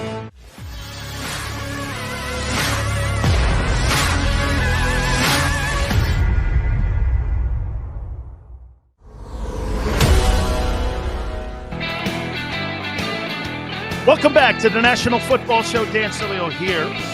Rick Gosselin will join us from the Talk of Fame Network. We'll get his thoughts on the upcoming 2021 season for the Dallas Cowboys. Cowboys, I think, are a 10-7 football team. Extra game being added, obviously, and I still don't think that they have really upped their talent level on the other side of the football. They got the kid from Penn State in the first round, but he's a rookie. And there's always a maturation rate that those players go through in learning a defensive system. You think he's going to be playing the same system that he played for 4 years at Penn State? He's absolutely not going to be doing that. And so you're going to be learning a complete different terminology. It's like learning French and Portuguese and Greek. When you go from learning one thing for 4 years to another system, that's not easy to just all of a sudden just make that transition. I mean, when you go from that, now look, the great coaches today in college, that's why there's a lot of younger coaches in the game of football today, is because they understand that. You know, the old turd head coaches and assistant coaches, if you notice, they've been all weeded out just because of what I've said. You know, I love Wade Phillips. We had him on the program a couple months ago. But when you have a guy who has a system and he's been running that system for 35 years, that's not a guy I want on my football team. I want an innovator. I want a guy that's going to be able to look at college kids and go like this: what did you run in college that made you so successful? You see, one of the things that happened to me when I got to the NFL, they asked me to play nose guard. I had never played nose guard in my entire life. I didn't even know how to line up right. I played one technique defensive tackle at Miami. I got up the field, rushed the passer, and I made plays. I wasn't a two-gap dude. I didn't even know what two-gap dude was. And they drafted me to do something completely different than what I did when I was in college. Do you know how many guys go through that when you play at a particular school, then you get to a system and you go to some place and you go there and you're asking them to do something completely different, and you drafted the kid on what he did in college. You know what he did in college? He played in a system that was tailored to his skill set. You got coaches today that are doing that. During my time, if you would get coaches that tried to jam that square peg into a round hole all the time. And that's why you had more failure rate when it came to draft choices. Today, you're seeing kids actually come into the game of the NFL, and these kids are making better impacts. Chase Young was spectacular for Washington last year. He really was. He was spectacular because you know what Ron Rivera did, the head coach? He figured out some of the things that he was doing at Ohio State. And you know what they did? They went to that style of defense. One gap defense, get up the field, make plays.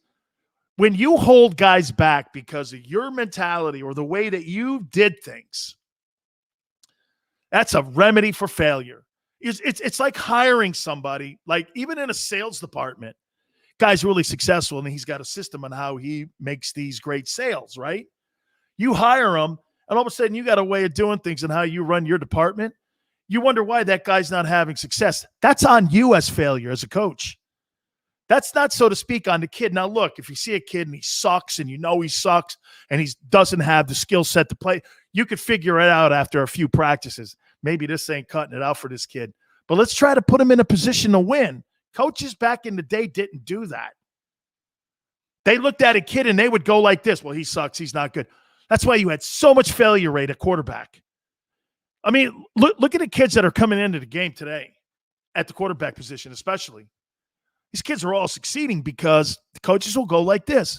Okay, so if he can't take snaps, let's put him in shotgun. He was in shotgun his entire 4 years. You know what? One of the things Andy Reid did that was so great in Kansas City? Patrick Mahomes was a shotgun quarterback at Texas Tech. Andy Reid was not really a shotgun guy. He was from snap guy in Philly. As soon as he got to KC and he saw that this kid here was more of a dude that took from shotgun, Patrick Mahomes took shotgun snaps. Why wouldn't you do that? Get the kid back. This guy can throw it from any angle. He's ambidextrous. Those coaches back in the old days, man, you know, the Parcells and the guys like, you know, Mike Ditka. That's why Ditka went through 50 quarterbacks, because they couldn't figure it out in any way whatsoever, and they just couldn't figure it out. And they figured it out once they started hiring guys like Kevin Stefanski, guys like Cliff Kingsbury, dudes like that said, wait a minute here. Let's do this. Let's see if we could tailor an offense around this particular guy and what he did in college. That's what Kevin Stefanski's done in Cleveland. Why do you think Baker Mayfield is starting to show a little bit of signs of being successful? Because you know why? There's two things. The guy in Cleveland said, well, he can't win games and throw us out of trouble. So let's run the football. We're going to run the football, and we're not going to put this guy in third and long where he's got to be in a position where he could potentially lose us a ball game. That's not how Cleveland's going to win. And when they changed that fundamental like that, that's when Cleveland started picking it up and starting winning more. That's what these young coaches now are doing. And to me, again, that's why you're seeing so many young faces at the head coaching position in the National Football League. Because look, Brandon Staley, who was hired in Los Angeles with the Chargers, instead of going out and getting a retread guy or a guy who had a system in a different way but had been an NFL head coach before, these organizations don't want to do that. They want to get a guy in the building that understands what these guys' talents are. It's really wonderful to watch, and seeing these young coaches now really starting to understand that when you draft a kid, this was my biggest bitch when I came out of college. Swear to you, my first day in Tampa, I looked over at my agent and I went, they're asking me to do things I've never done before in my life. And I would call home and they'd go, well, do what the coaches want. And I'm like, I don't know what they want.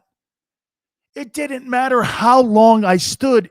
Now, look, I'm not blaming everybody in the room. I'm not throwing hall passes out here in any way whatsoever. I'm not doing that. But what I am saying to you is I'm going like this here.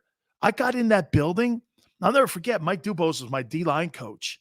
Ray Perkins was my head coach. And I remember going like this, and I called Jimmy Johnson up, and I went through my first two practices. I said, Coach, I'm talking to Coach Johnson. I really don't know what these guys are asking me here. I have no idea what they're asking me to do. They want me to play a different position. I've never played it. And they want me to do something I have never done in my 12 years prior to playing football. Never. And I'm going through, and you wonder why I was bombing around and fumbling around. I didn't know the plays. I didn't even know what the schemes were. Well, we're going to be in a 34 front here, and we're going to sit here, and this is how we're going to go about trying to play this defense. I was like this. I don't know what they're asking me to do here. So, well, this is going to be an interesting year for the Dallas Cowboys. Where do the Cowboys fit in the NFC East? I mean, Jerry Jones can tell you, okay, and getting Dak Prescott signed was a massive thing for them because it put stability at that position finally. And there is no question that when you get that position solidified, then you got to start building pieces around it. Look, Amari Cooper, Ezekiel Elliott, the offensive line should be healthier again. But as we said, what are you doing on that other side of the football? Where are you going on that other side of the football? All right, we're going to try to run our friend Rick Gosselin down here and get his thoughts from Talk of Fame Network to see what this football team is going to do this year. We'll take a brief time out. You keep it here on the National Football Show. I get scared sometimes. of a lot of things. Joining in. Decisions. The dark. The dark. But I once heard someone say, But as I always say, it's okay to be afraid. as long as you face the fear. And keep moving forward.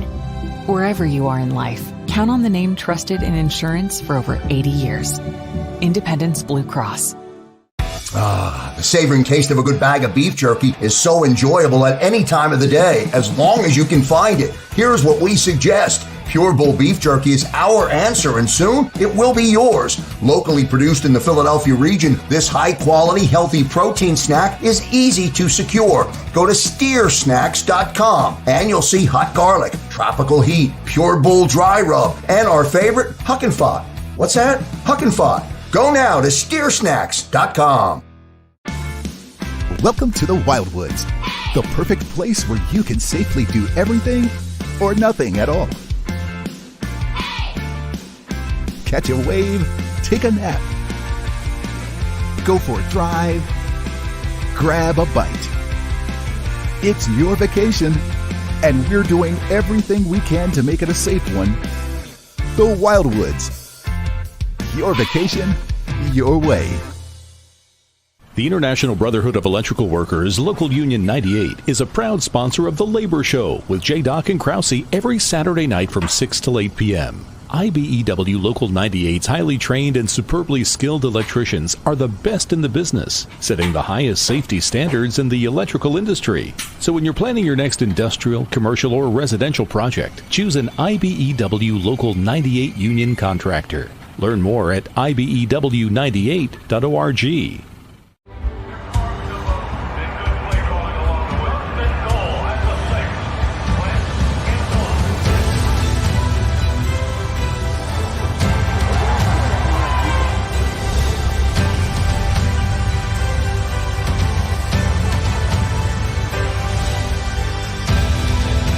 Field of life, First Trust Bank is there for you.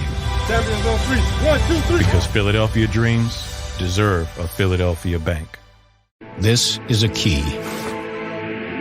It's a family tree. It's a pair of wings.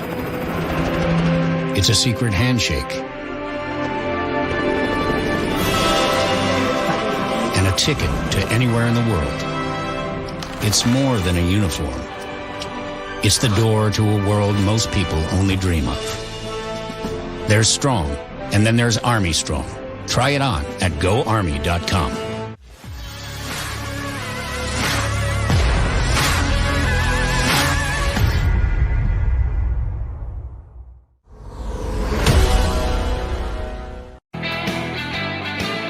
Welcome back to the National Football Show. Dan Sileo here.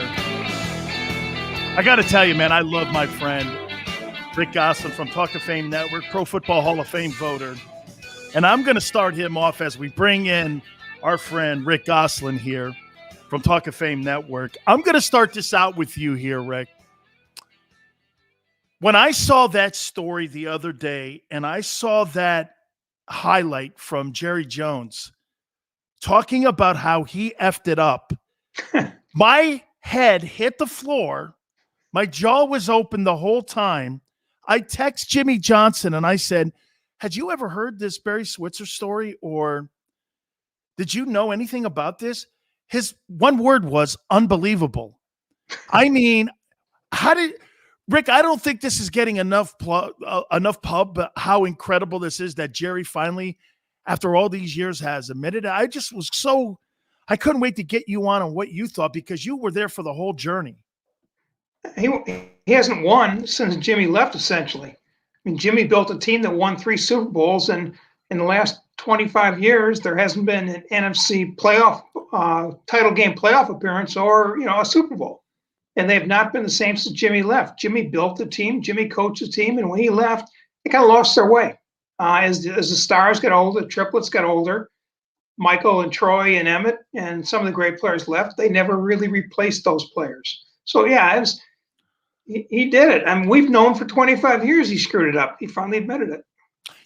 They've had, like you said, Rick, they've had 3 playoff wins in 25 years. I mean, if he was so great at building the football team, I mean, he would have been able to duplicate it again. And I'll give you an example of that. I mean, look at how many times Ozzie Newsome completely revamped that football team in Baltimore. I mean, you go back from the first time they were winning when they had Dilfer, then they under Flacco, now what they're doing again. This was all under Ozzie.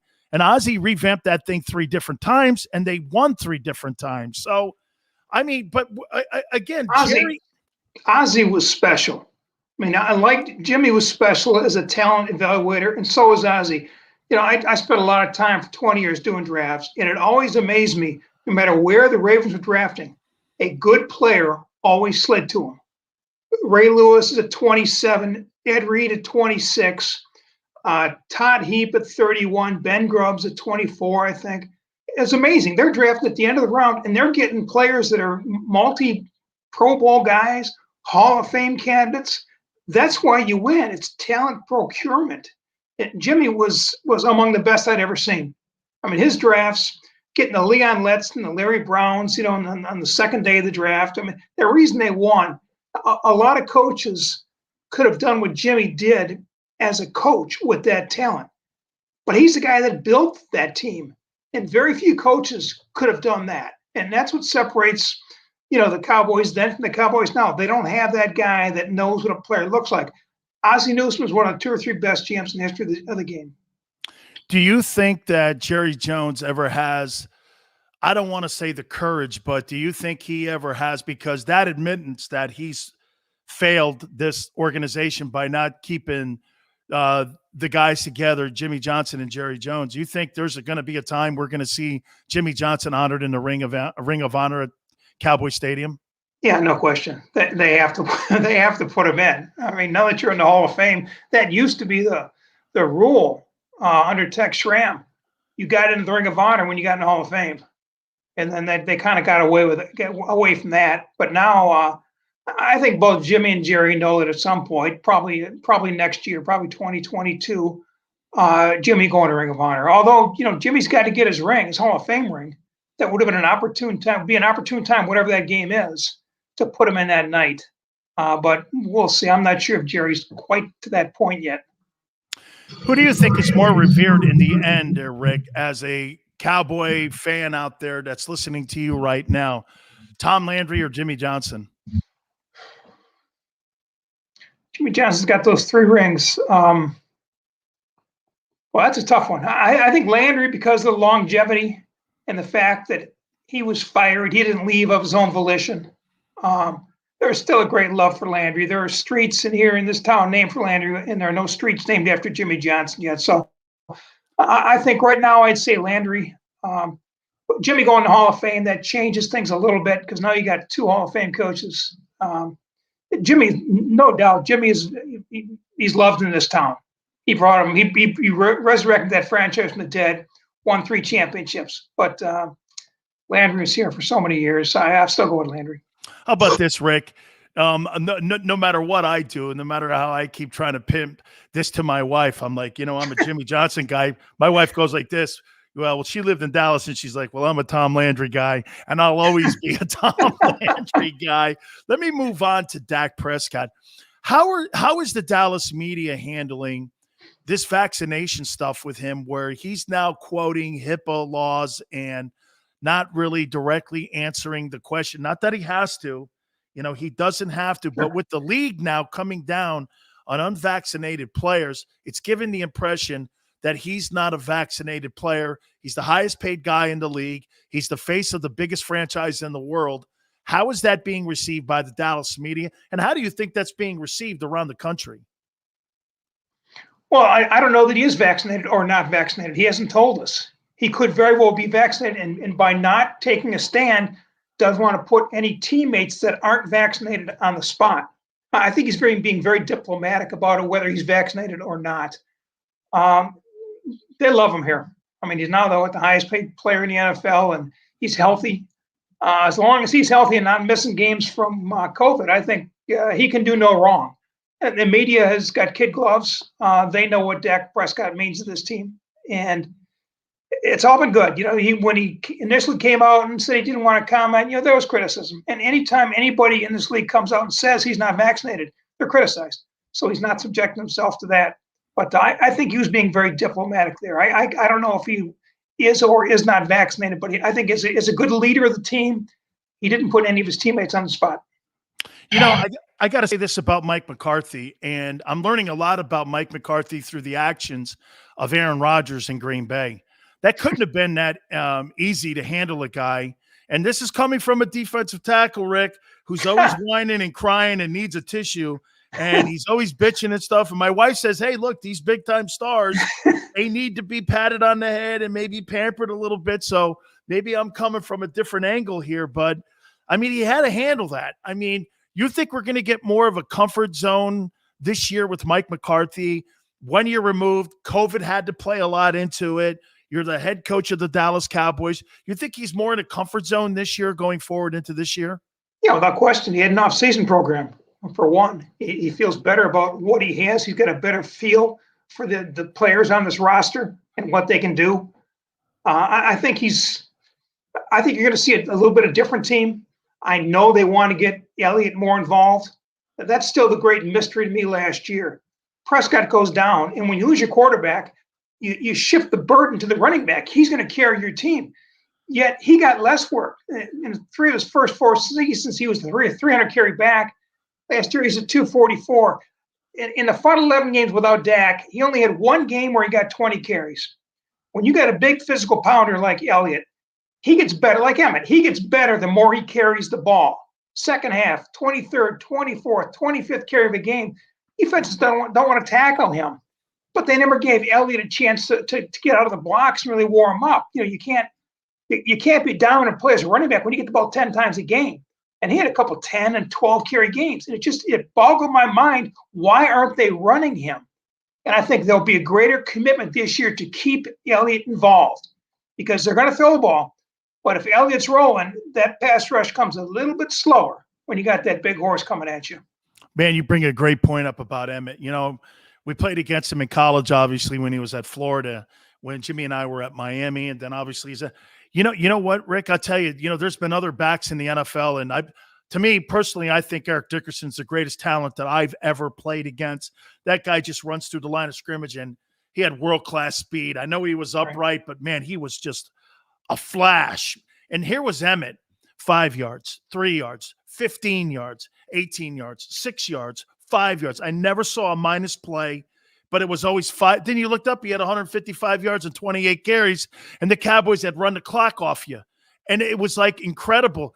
They have to get to that style, don't they? This group, if they're going to really be more than a 10-7 football team. Yeah, a big part of it for them, it was that offensive line. That was the strength of the team. Those guys are all Pro Bowlers, and they played to that strength. Right now, they think the offensive line is again a strength. If Tyron Smith is healthy and Zach Martin and Leo Collins healthy, this is going to be a strength. Offensive linemen are better when they're moving forward than they are moving backward, pass blocking. They want to run block. They want to set a mentality. And with Elliott, you have the chance to set the mentality if you give him the football. So, yeah, I think you're going to see – I know Kellen Moore would love to throw the ball 50 times a game. But if you look at Dak Prescott last year, first 5 games, he's an MVP candidate, all those 405-yard games. They were 1-4. They weren't winning when Dak was throwing for 400 yards. You need balance. Back when the Cowboys are winning Super Bowls, Troy would throw 22, 23, 24 times a game. Emmett would get his 24, 25, 26 carries. And there was balance. There wasn't balance last year. They have to find that balance because they have an elite back, they have an elite quarterback, and you can't forget either one of them like they did last year. What are you more concerned about, Rick, going into this year for the Cowboys? Their O-line, which was banged up a year ago, injuries. I don't know how deep they are at that position, or the front seven on the Dallas Cowboy defense. What concerns you more? I'm concerned about the entire 11 on the Dallas Cowboy defense. I thought they had to replace 8 of the starters. I'd bring back Diggs and DeMarcus Lawrence and one of the 2 linebackers, but I felt if they're going to get better, they need better people. And they've taken great strides. The second-round cornerback, Kelvin Joseph's going to start, and Micah Parsons probably going to be the other linebacker. Neville Gallimore is bigger. He'll be better this year than he was last year. It's all about the defense, and especially the pass defense. They need a pass rush, and they need some playmakers back there. And they're going to find out after the first 2 weeks how much better they're going to be because they open with Tom Brady and Justin Herbert. So they're going to know after playing those two quarterbacks where they are in defense. You think Jalen Smith has been overpaid? Yeah. And the problem with the most recent era of the Jerry Jones Cowboys is once a guy gets money, he's never the same player. You know, DeMarcus Lawrence hasn't been the same pass rusher that he was before he got the $100 million contract. Jalen Smith has not been the same player. But again, Smith and Van Der Esch are going to be on the spot this year by drafting Parsons, and they got the linebacker Cox out of LSU, who is a good player, good coverage player. I wouldn't be surprised if he gets on the field. So those two guys, Smith and Jalen Smith, are playing for their futures in Dallas this season. Why am I supposed to believe that Dan Quinn's going to bring a brand new style of defense when his defense is outside of the Super Bowl year? I don't know, Rick. I mean, I looked him up, 26, 24. I mean, I know what he did when he was up in Seattle, but I don't know. I mean, why do I feel? Is it because maybe his style fits the personnel that they have in the building? Is that why I'm supposed to be more optimistic? No, it's the newness. Okay.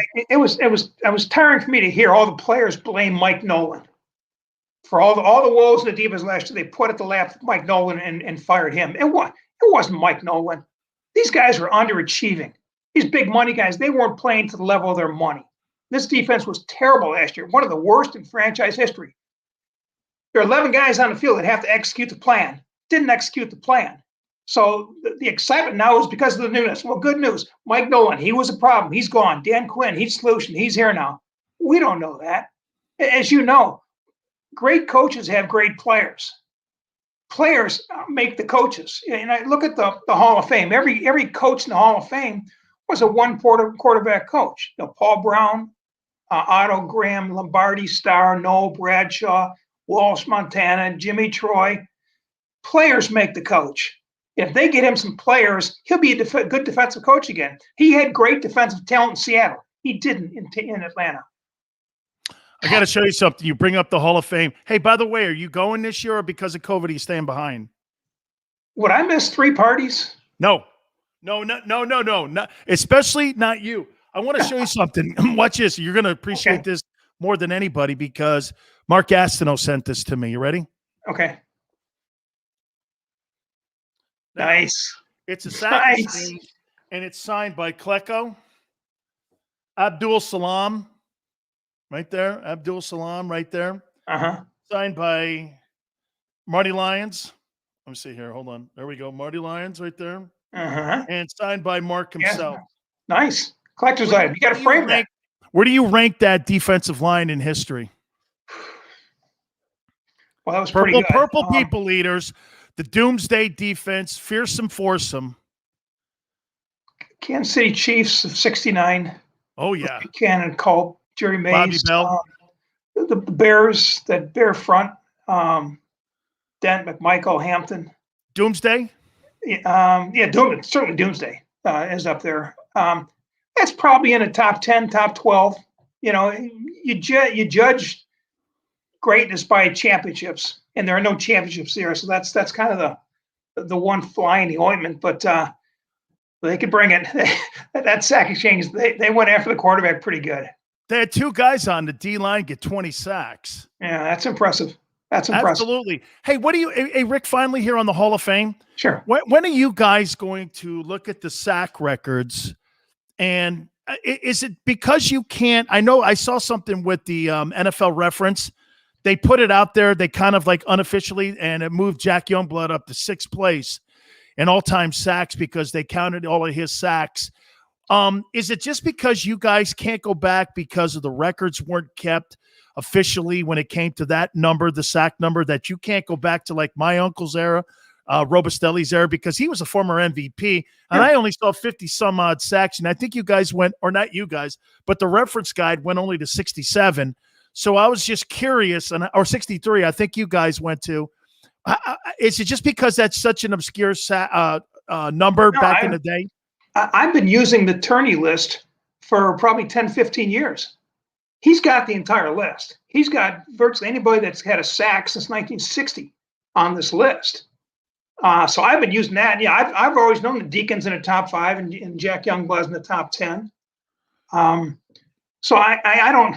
Matter of fact, when I was in the Centennial class, I was making the pitch for Alex Karras. I was assigned Karras, and I pointed out that Alex Karras had more career sacks than Warren Sapp.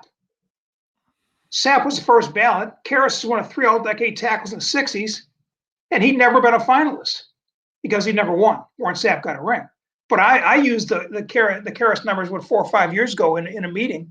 I know the work John Turney did. I have the greatest respect for it. I wish the NFL would adopt that.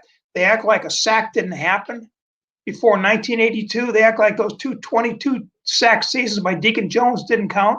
Harvey Martin had a 23 sack season, 1977. That didn't count.